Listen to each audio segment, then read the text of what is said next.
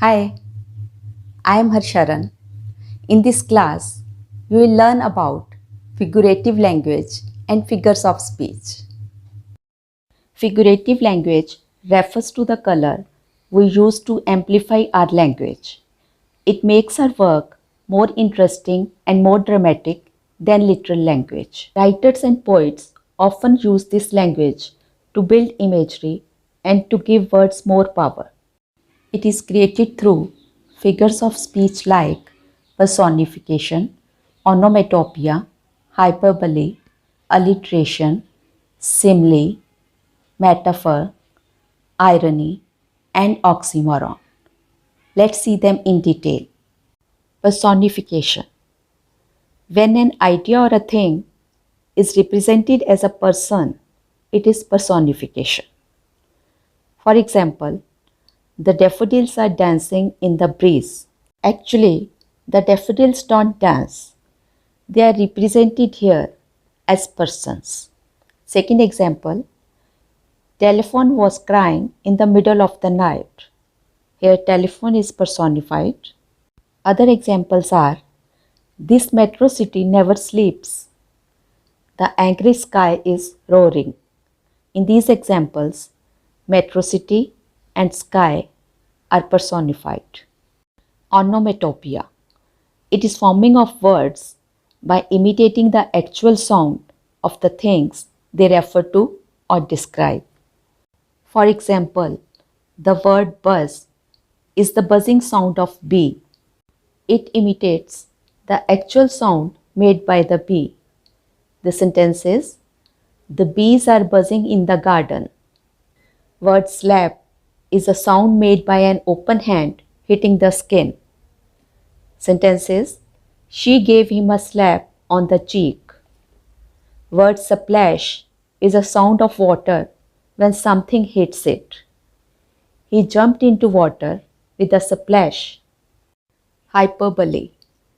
It is an extreme exaggeration in a statement. It is used for emphasis or making a description more creative and humorous. For example, his bag weighed a ton. It means the bag was very heavy. It didn't actually weigh that much. It is exaggerated here. Other examples are, she is going to die of embarrassment. He is drowning in his tears. Actually, nobody drowns in tears. It is exaggerated and is a hyperbole. Last example, I love you to the moon and back. Next figure of speech is alliteration. It is the repetition of the same or similar sound at the beginning of words in a sentence or phrase. For example, seven sisters slept soundly on the sand. In this sentence, there is a repetition of sound of S at the beginning of words. Second example, stop making a mountain out of a molehill. Here is the repetition of sound of M. Third example, the captain couldn't keep the men in the cabin. Here, the sound of K is being repeated. Look at the alliteration in some famous names. Mickey Mouse, Donald Duck. Even some companies use alliteration to make their brand names memorable, like Coca-Cola, PayPal, and KitKat. Simile.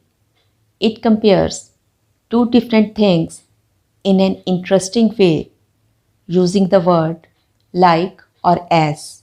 For example, the baby is as cute as a kitten. Here, the baby is compared with a kitten by using the word as. Other examples are, your hands are as cold as ice. She seems bright like the sun. He fought like a lion in the battle. In the last two examples, the word like is used to compare. Metaphor. It compares two different things which share something in common.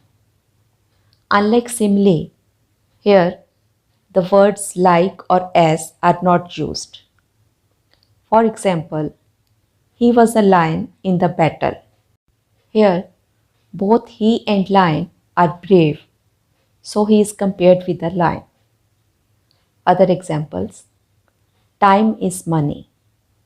He has a heart of stone. Her eyes are twinkling stars. In the last example, her eyes are compared with twinkling stars, as both eyes and stars twinkle. Irony. It occurs when what actually happens turns out to be completely different from what would be expected. For example, the police station got robbed. Actually, in the police station, the people who are robbed are helped. But here, the police station itself is robbed.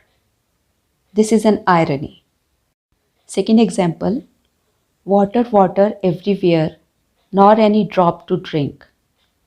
This is a line from the poem Rime of the Ancient Mariner. This is an irony because in the ocean there is water everywhere, but there is not a single drop of clean water to drink. Third example: the doctor smokes a pack of cigarettes a day. It is an irony as a doctor advises others not to smoke. Fourth example: a traffic cop was suspended for not obeying traffic rules. Oxymoron. It has two contradictory terms which are used together. Example: this trip was very much a working holiday. Usually, a holiday is supposed to be without any work. Here, working holiday includes two contradictory terms, which makes it an oxymoron. Other examples are: the hall was filled with a deafening silence. That call was the beginning of the end for their relationship.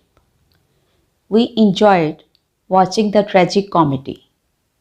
In these sentences, deafening silence, beginning of the end, tragic comedy are oxymorons.